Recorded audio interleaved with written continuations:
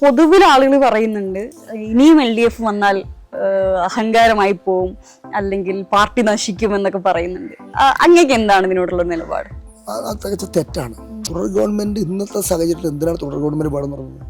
ഈ വികസനത്തിനും രാജ്യം ഭരിക്കുന്ന വലതുപക്ഷ ശക്തിയാകുന്ന ഇന്നത്തെ സംഘപരിവാർ ശക്തികളുടെ ഭരണവും അവരുടെ നിലപാടും അവരുടെ നയവും അവരുടെ കാഴ്ചപ്പാടും വ്യത്യസ്തമാണ്. LDF അവര് നവലിബറൽ സാമ്പത്തിക നയം നടപ്പിലാക്കുന്നു.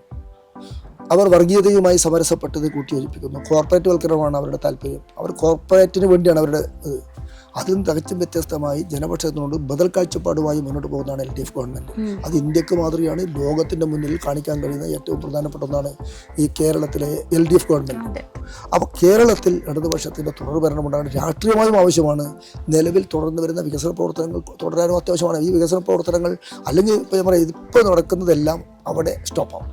ഇന്നത്തെ ഒരു ധനസ്ഥിതിയിൽ മറ്റൊരു ഗവൺമെന്റിന് ഇവിടെ കേരളത്തിൽ ഒരു ഇഞ്ച് മുന്നോട്ട് പോകാൻ പറ്റില്ല. അപ്പോൾ കേന്ദ്ര ഗവൺമെൻറ് ഈ സാമ്പത്തിക ഉപരോധത്തിനെല്ലാം ഇടയിൽ ഒരു ദിവസം ട്രഷറി പൂട്ടാതെ ഒരു പ്രതിസന്ധിയുണ്ടെന്ന് അറിയിക്കാതെ 2.5 ലക്ഷം കോടി രൂപയുടെ വികസനക്ഷേമ പ്രവർത്തനങ്ങൾ ഒരുമിച്ച് നടക്കുന്നു കേരളത്തിലെന്ന് പറഞ്ഞാൽ ഒരു സർക്കാരിന് കഴിയില്ല. നവകേരളം കൂടി വരിക എന്ന് പറഞ്ഞാൽ അറിയാം, ഈ ഇന്നത്തെ ജനങ്ങളുടെ ജീവിതത്തിൻ്റെ ആളോഹരി വരുമാനം, അവരുടെ കപ്പാസിറ്റി അതൊക്കെ വർദ്ധിക്കുകയാണ്. എല്ലാ രംഗത്തും പുരോഗതി, ടെക്നോളജിയെ കുറേ കൂടി ഉപയോഗിക്കുക, നമ്മൾ അറിവുകളെ കുറേ കൂടി ഉപയോഗിക്കുക. യഥാർത്ഥ വസ്തുതകൾ മനസ്സിലാക്കുകയും ചിന്തിക്കുകയും ചെയ്യുന്ന ആളുകൾ നോക്കേണ്ടത് കേരളത്തിൽ തുടർ ഗവൺമെൻറ് വേണമെന്നത് ആരെങ്കിലുമല്ല, LDF ആണ്. അതാണ് കേരളത്തിൻ്റെ ഭാവി ആഗ്രഹിക്കുന്ന മുഴുവൻ ആളുകൾ ചിന്തിക്കേണ്ടത്.